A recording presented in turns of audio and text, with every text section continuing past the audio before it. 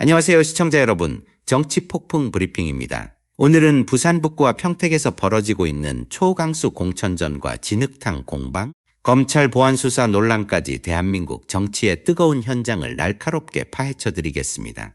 먼저 부산 북구 보수 진영이 완전히 뒤집어졌습니다. 국민의힘은 박민식 전 장관을 부산 북구 후보로 전격 공천 확정했습니다. 한동훈 측 카톡 라인과 긴밀히 소통하며 액션을 취한 직후 국민의힘은 지난 3일과 4일 실시한 국민 여론조사와 당원 투표를 50씩 반영해 결정을 내렸습니다.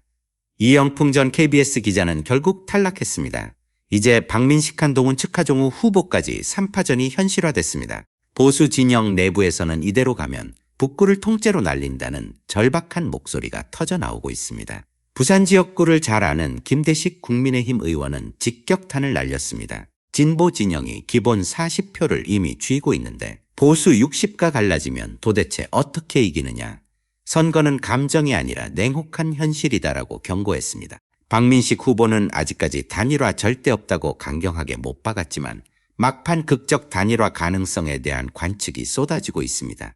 한편 국민의힘 송원석 원내대표는 한동훈 측 한재아 의원의 경선 방문 행보에 격노하며 고발 들어오면 바로 윤리위 징계하겠다고 선언했습니다. 송 대표는 무소속으로 도우려면 차라리 탈당부터 해라며 친한계에 정면 경고를 날렸습니다. 당내에서 친한계가 당건파를 긁으며 벌이는 개싸움이 점점 격화되고 있습니다. 하종우 후보는 더 큰 역풍에 휘말렸습니다. 극우 성향 학부모 단체가 오빠 발언을 문제 삼아 검찰에 고발장을 접수했습니다.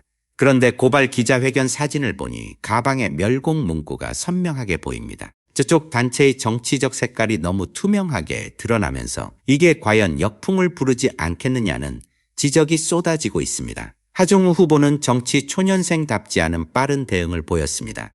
직접 사과 성명을 내고 미숙함을 인정한다며 몸을 낮췄습니다. AI 공약을 앞세워 지역 언론 인터뷰를 이어가고 어린이날 입장문까지 발표하며 바닥부터 다지고 있습니다.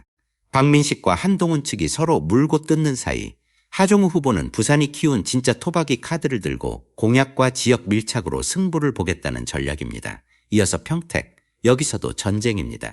위동 후보가 사라진 자리에서 김용남 대 조국의 양강구도가 완성됐습니다. 조국 후보 매부의 방송 출연 이후 김용남 후보가 YTN에 나와 강력 대응에 나섰습니다. 진행자가 세월호 이태원 참사 관련 질문을 이어가자 김용남 후보는 사람 진리게요라는 표현을 여러 번 쏟아내며 감정을 드러냈습니다. 김용남 후보는 이태원 참사 원인이 광화문 시위대 때문이라고 한 적 없다. 시위대 대응으로 경찰력이 용산에 집중되면서 이태원 경비가 허술해진 것 아니냐고 기존 입장을 재확인했습니다.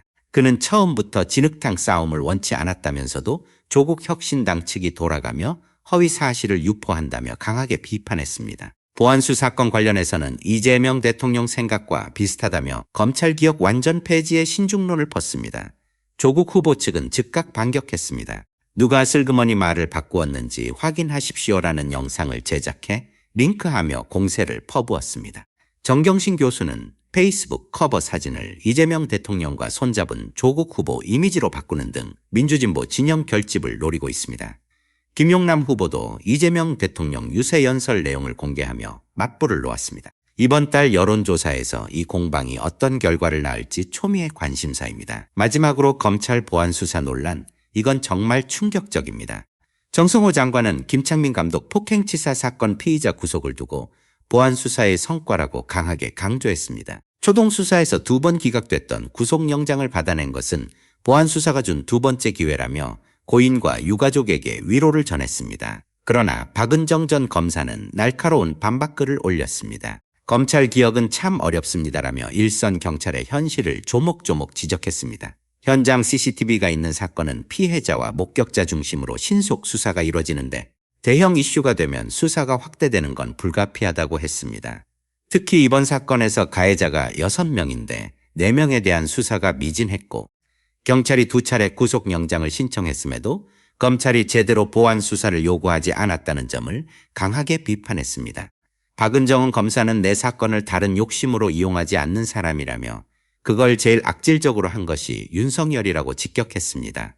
검찰이 모든 140만 건의 사건을 정성스럽게 다룰 수 없는 현실, 검사 정원 확대 문제까지 거론하며 검경 진정한 협력의 필요성을 강조했습니다. 시청자 여러분, 지금 대한민국 정치판은 완전한 전쟁터입니다. 부산 북구에서는 보수 단일화 실패가 패배로 직결될 수 있고 평택에서는 조국 vs 김용남의 감정적 공방이 극에 달했습니다. 검찰과 경찰의 수사 책임 논란까지 더해지면서 유권자들의 피로감이 극에 달하고 있습니다.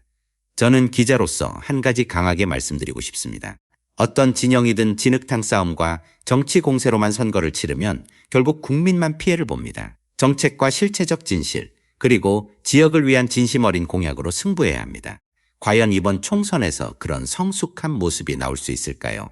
오늘 브리핑은 여기까지입니다. 더 날카로운 분석으로 곧 다시 찾아뵙겠습니다. 시청해 주셔서 감사합니다.